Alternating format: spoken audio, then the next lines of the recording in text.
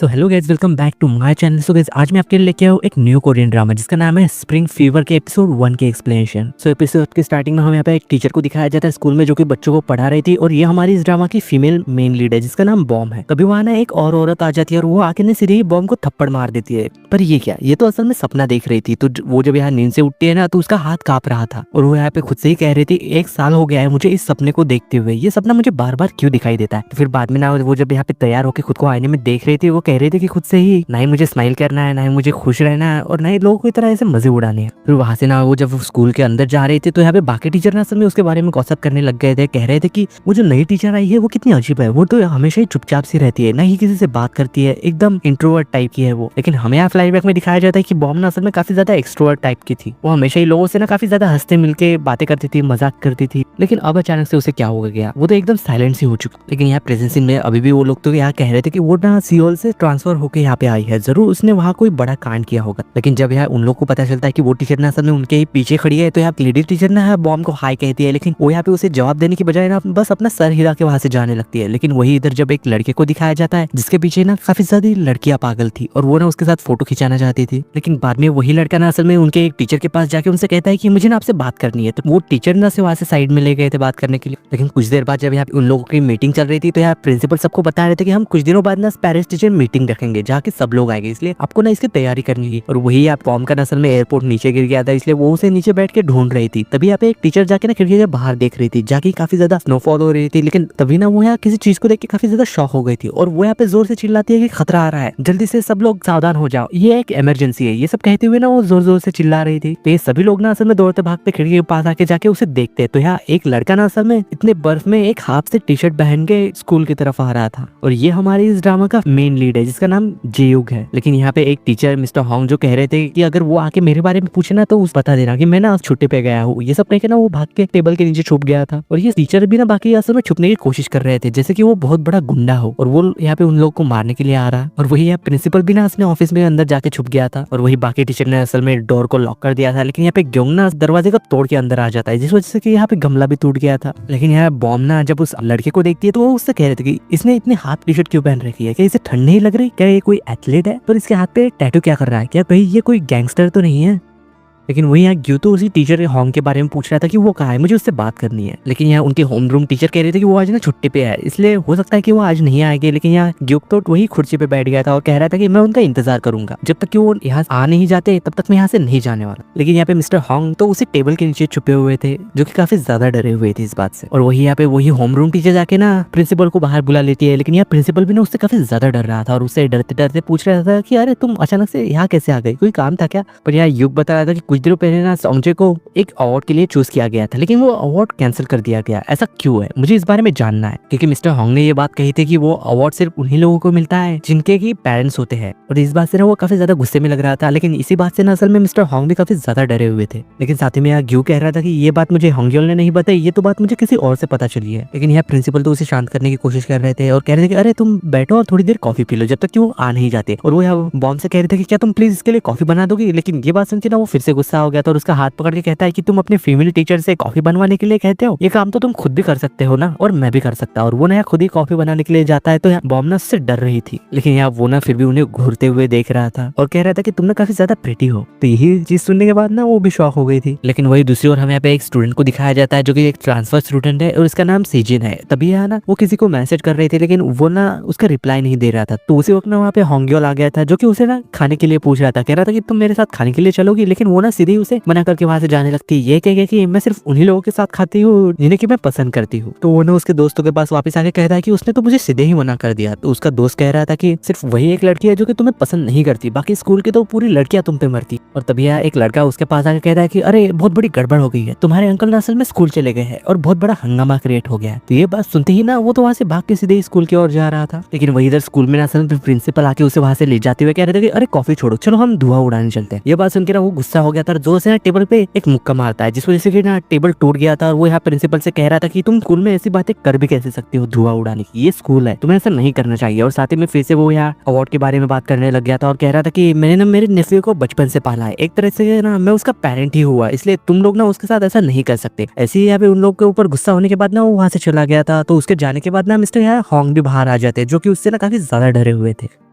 लेकिन वही आप बॉम्ब तो कह रहे थे कि उस जैसा उस लड़के का अंकल हो भी कैसे सकता है, वो तो कोई गैंगस्टर जैसा लगता है। लेकिन यार उसकी ऐसी बात सुनकर यहाँ पे सब लोग तो उसकी तरफ देखने लग गए थे। और वही यहाँ फीमेल टीचर यानी कि होमरूम टीचर उससे कह रहे थे कि तुमने पहली बार कुछ बोला है, इसका मतलब तुम बोल भी सकती हो। और साथ ही में ना सभी लोग उसके बारे में फिर बताने लग गए थे, कह रहे थे कि वो ना बहुत सारे लोगों के साथ शहर में इधर उधर घूमता रहता है, ऐसा लगता है कि वो जरूर कोई गैंगस्टर होगा। और साथ ही में यहाँ मिस्टर होंग भी बता रहे थे कि मैं जब एक जगह पे अपने दोस्तों के साथ पी रहा था ना, तो अचानक ही वो अंदर आ गया और सभी चीजें ना उसने तोड़फोड़ करना शुरू कर दिया था। और भैया होमरूम टीचर भी अपने किस्से के बारे में बता रहे थे, कह रहे थे कि हम जब कैंपिंग करने के लिए जंगल में गए थे ना, तो हमने देखा था कि वो ना असल में किसी को गाड़ रहा था जमीन में, हो सकता है कि वो कोई डेड बॉडी होगी। और वही दूसरी टीचर उसे बताया था कि एक दिन मैंने देखा था कि उसने ना किसी की गाड़ी ऊपर उठा ली थी। यहाँ सभी टीचर यहाँ बॉम्ब को समझा रहे थे कि अगर कोई उसकी बात नहीं मानता ना, तो वो ना चीजें तोड़फोड़ करना शुरू कर देता है अपनी बात मनवाने के लिए। और तभी ना उसका नेफ्यू वहाँ आ गया था, जो कि वहाँ आके ना चीजों को समेटने लग जाता है, उन सबसे माफी मांग रहा था। लेकिन यह बॉम्ब ना उसके पास जाके उससे मदद करते हुए कह रहे थे कि यार तुम्हें सॉरी बोलने की जरूरत नहीं है, जाओ अपने क्लासरूम में जाके पढ़ाई। लेकिन बाद में ना जब बॉम्ब शॉपिंग पे आई थी, तो उसके डैड का ना उसके मैसेज आ जाता है, जो कि उसे बता रहे थे कि मैंने ना तुम्हारे लिए तुम्हारी फेवरेट डिश बनाई है, जल्दी से यहाँ आ जाओ, हम साथ में मिलकर खाते हैं। तो साथ में माफी मांगते हुए कह रहे थे कि मुझे ना तुमसे वैसी बात नहीं करनी चाहिए। फिर शाम को ना जब बॉम्ब वापस घर आती है, तो वो ना दरवाजा खोलने की कोशिश कर रही थी, लेकिन उसकी चाबी ना टूट गई थी। इस बात से ना वो काफी ज्यादा फ्रस्ट्रेट थी, इसलिए वो ना चाबी पानी के अंदर फेंक देती है और वहां से ना फिर से टीचर के पास जा रही थी एक दूसरी चाबी लेने के लिए। लेकिन यहाँ रास्ते में ना उसे फिर से एक लड़का मिल गया था, जो कि और कोई नहीं बल्कि जोंग था। उसके हाथ में ना यहाँ पे कुछ चीज थी, जिसे देख के ना वो काफी ज्यादा डर गई थी। उसे लग रहा था कि वो शायद कोई चाकू होगा। और उसे ना बाकी टीचर की कही हुई बातें याद आती है कि ये आदमी ना बहुत खतरनाक है। ये देखते ही ना वो तो वहां से भागने लग गई थी, लेकिन यहाँ जोंग भी ना उसके पीछे पीछे भाग गया रहा था। यहाँ भागते हुए ना बॉम्ब पुलिस को कॉल करने की कोशिश कर रही थी, तभी यहाँ पे ना वो शॉक थी और अपना फोन नीचे गिरा देती है, क्योंकि उसे लग रहा था कि शायद ना उसे पीछे से किसी ने चाकू मार दिया। लेकिन यहाँ ग्योंग ना फिर उसका फोन उठा के उससे कह रहा था कि अरे तुम पुलिस को कॉल क्यों कर रही थी। लेकिन ये वो तो काफी ज्यादा डरी हुई थी और कह रही थी कि प्लीज मुझे मत मारो, मेरे तो फैमिली वाले भी यहाँ पे नहीं रहते, प्लीज मुझे छोड़ दो। लेकिन यहाँ वो तो उसे एक्सप्लेन करने लग गया था कि अरे ये कोई चाकू वाकू नहीं है, ये तो खाने की चीज है, और भला मैं इसे तुम्हें कैसे मारूंगा और क्यों मारूंगा। तो वो भी ना ये देख के शौक थी और वो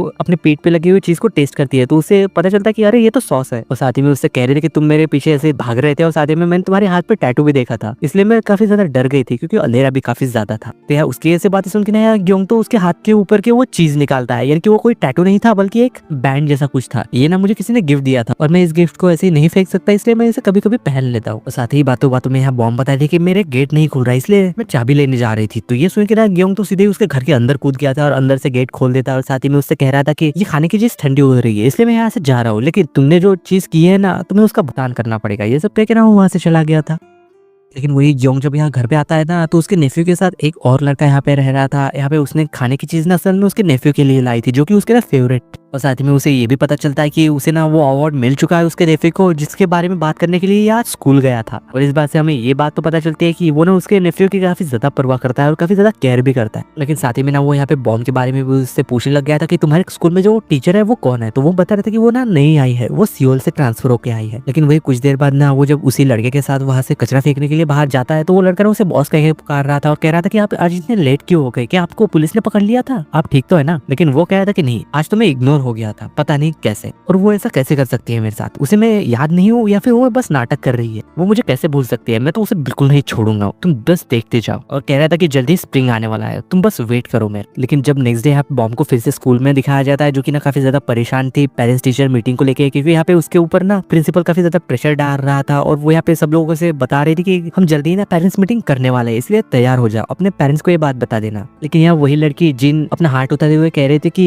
अगर पेरेंट्स हमारे यहाँ नहीं आ सके तो, लेकिन बॉम्ब तो कह रहे थे कि नहीं बेटा ऐसा नहीं हो सकता, पेरेंट्स को ना लेके आना ही होगा, ये काफी ज्यादा जरूरी है। लेकिन ये सुन के यहाँ पे जिन तो कह रहे थे कि हांग्योल के तो पेरेंट्स ही नहीं है, तो फिर उसका क्या होगा। तो ये बात सुन के ना वो तो काफी ज्यादा अपसेट हो गया था, लेकिन यहाँ टीचर की तरफ देख के ना स्माइल कर रहा था। लेकिन यहाँ बॉम्ब तो कह रहे थे कि अरे तुम इसके बारे में टेंशन मत लो, हम इसके बारे में ना बाद में बात करेंगे। वो जब क्लास खत्म होने के बाद वहां से जा रही थी, तभी यार ना जून उसके पास आके उससे कुछ कहती है, कह रही थी कि मेरे पेरेंट्स भी ना शायद इस मीटिंग में नहीं आ पाएंगे। लेकिन यहाँ बॉम्ब कह रहे थे कि कोई बात नहीं, हम ना उनसे कभी और मिल लेंगे। लेकिन यार जिन तो कह रहे थे कि हमें ना पेरेंट्स के मामलों में टांग नहीं आना चाहिए, इसलिए हम उन्हें जाने देते, हमें उन्हें यहाँ नहीं बुलाना चाहिए। क्यों? और ये बात तो आपको अच्छे से पता ही होगी ना कि पेरेंट्स का फायदा कैसे उठाया जाता है। लेकिन यही बात सुनने के बाद ना वो तो काफी ज्यादा शॉक थी। यह जिन तो उससे ये कहने जाने लगते हैं कि प्लीज मेरे पेरेंट्स को मत बुलाइएगा, ये बात आप ध्यान में रखिएगा। तो वही ये बात सुन के यहाँ पे बॉम्ब को तो लग रहा था कि कहीं इसके मेरे बारे में कुछ पता तो नहीं चल गया। लेकिन वही बाद में जब वो यहाँ ऑफिस में थी, तो वो ना ग्यूक के बारे में सोच रही थी कि उसने मुझे धमकी दी थी कि वो ना इसका बदला जरूर लेगा। और वही आप बाकी टीचर बिना असल में बॉम्ब को डरा रहे थे, कह रहे थे कि आपको ना उस गैंगस्टर से मिलने जाना ही होगा, क्योंकि उसका स्टूडेंट ना आप ही के क्लास में।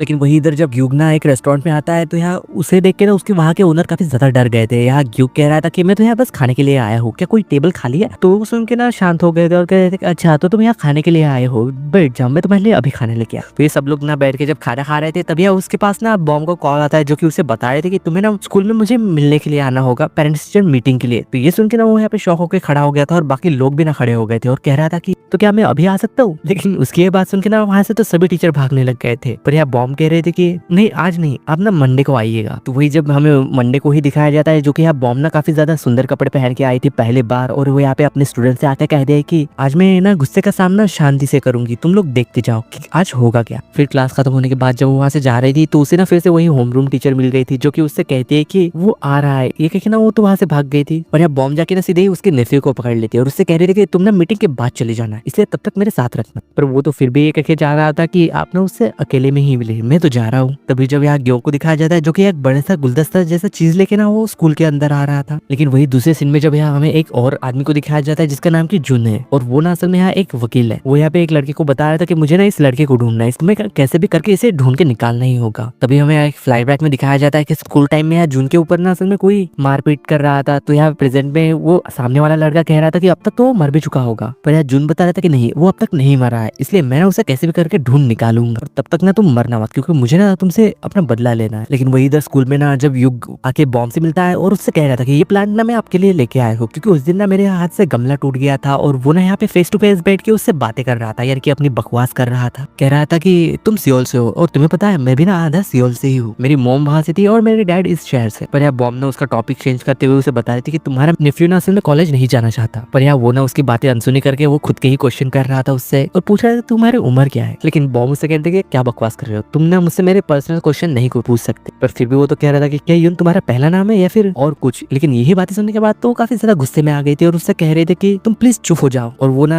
उसके नेफ्यू के ग्रेड्स उसे दिखा रही थी, उसके ग्रेड्स ना कुछ ज्यादा ही कम आ रहे हैं और ये दिखाते हुए ना वो दोनों यहाँ पे एक दूसरे को कुछ ज्यादा ही क्लोज आ गए थे। और इसी सीन के साथ स्प्रिंग फीवर के एपिसोड 1 की एंडिंग होती है।